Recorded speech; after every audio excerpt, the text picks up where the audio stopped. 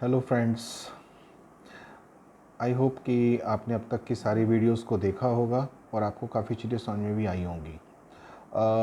आज थोड़ा सा हम मोटिवेशन के ऊपर बात करते हैं। छोटे हो या बड़े हो, हम लोगों को आम तौर पे जो क्रिटिसिज्म है, जो आलोचना है, वो पसंद नहीं आती है। तारीफ़ तो सबको अच्छी लगती है, छोटे हों बड़े हों सबको अच्छा लगता है। पर जो आलोचना है वो आम तौर पर हमको अच्छी नहीं लगती, क्योंकि उसमें सामने वाला हमें हमारी कमियों के बारे में बताता है। हमें बताता है कि तुम्हारे अंदर ये कमी है, तुम ऐसा नहीं कर सकते या तुम ऐसा नहीं करते हो, और हम उसको नेगेटिव टोन में ले लेते हैं। वैसे देखा जाए तो एक एज के बाद वो चीज़ें समझ में आती हैं कि हो सकता है वो आदमी आपकी भलाई चाहता हो, या इंटेंशन उसके गलत हों, पर उस गलत इंटेंशन में भी वो आपको ऐसी बात बता गया जो आपको शायद अपने आप पता ना चलती, या पता थी भी तो आपने उस पर कभी काम नहीं किया। तो मेरा ये मानना है कि जब हमें कोई नेगेटिव बात बोलता है, हमें क्रिटिसाइज़ करता है, तो उसको एक पॉजिटिव स्पिरिट के साथ एनालाइज करना चाहिए। क्या सचमुच वो कमी हमारे अंदर है? अगर है तो उसके ऊपर काम करना चाहिए और उस बंदे को थैंक यू बोलना चाहिए।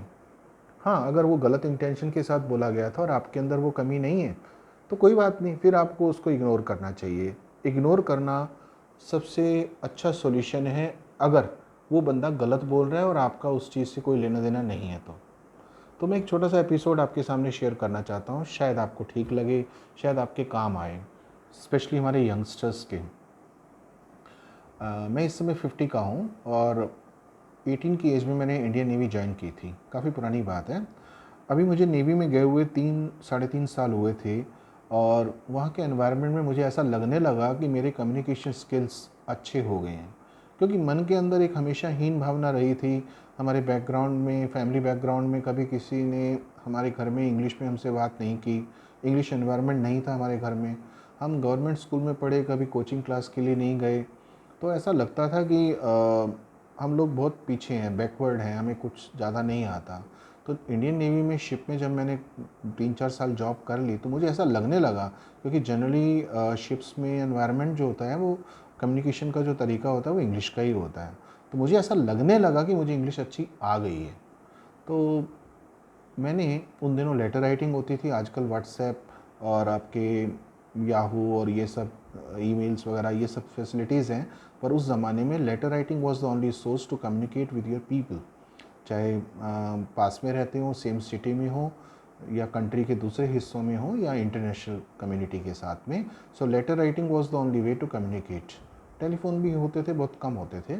तो मैंने अपने चाचा जी, जो कि उस समय दिल्ली के गवर्नमेंट स्कूल में पढ़ाते थे, तो मुझे लगने लगा कि मेरी इंग्लिश ठीक है, तो मैं उनको इंग्लिश में लेटर लिखता हूँ। मैंने लेटर लिखा, 20-22 दिन के बाद उनका जवाब आया, और उस जवाब को पढ़कर एक तरह से मैं बीमार हो गया, परेशान हो गया, बहुत गुस्सा आने लगा, क्योंकि उसके अंदर कुछ इस तरह के शब्द लिखे हुए थे। आपकी जो छोटी बहन है, जो 7th में पढ़ती है, यानी कि उनकी खुद की बेटी, उसने आपके लेटर के अंदर 27 मिस्टेक्स निकाली हैं। मुझे इतना बुरा लगा कि उस समय उतनी ज़्यादा समझ नहीं थी, या उसको पॉजिटिव स्पिरिट में नहीं लिया। मुझे लगा कि अगर गलती थी तो मुझे ये बताते कि बेटा गलतियाँ हैं, आपने इंग्लिश के ऊपर थोड़ा सा काम करो। उनका लहज़ा जो था वो कम्प्लीटली नेगेटिव था।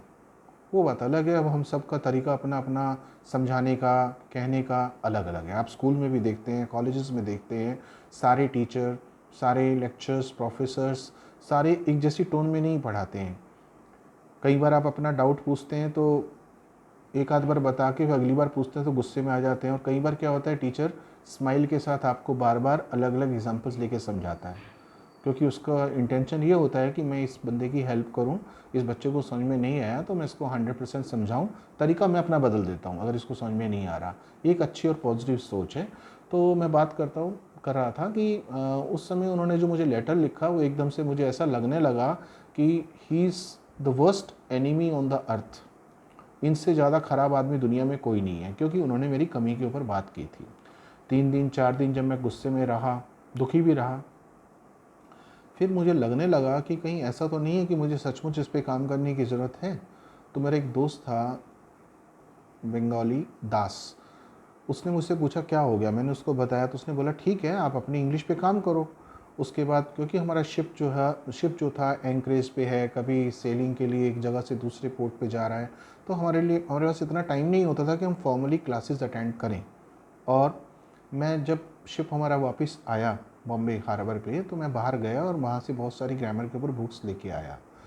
उनके ऊपर मैंने खूब काम किया, खूब उनको पढ़ा, समझा, और काफ़ी चीज़ें समझ में भी आई। मुझे काफ़ी चीज़ें समझ में आई और काफ़ी डाउट भी थे। पर धीरे धीरे समय गुजरता गया और 2002 में जब मैं रिटायर हुआ, तब मैंने सोचा कि अब मुझे किसी सरकारी या प्राइवेट जॉब में नहीं जाना, मुझे सिर्फ अपना ये काम करना है कि लोगों को इंग्लिश के बारे में समझाना है और आसान तरीके से बताना है। तब धीरे धीरे मैंने अपना एक इंस्टीट्यूट खोला उत्तम नगर दिल्ली में और इस पे काम करना शुरू किया, और अब तक by the blessing of God और पेरेंट्स ऑब्वियसली मैं अब तक 13-14 हज़ार लोगों को ये क्लासेस दे चुका हूँ, जिसमें स्टूडेंट्स ही नहीं प्रोफेशनल्स भी आते हैं।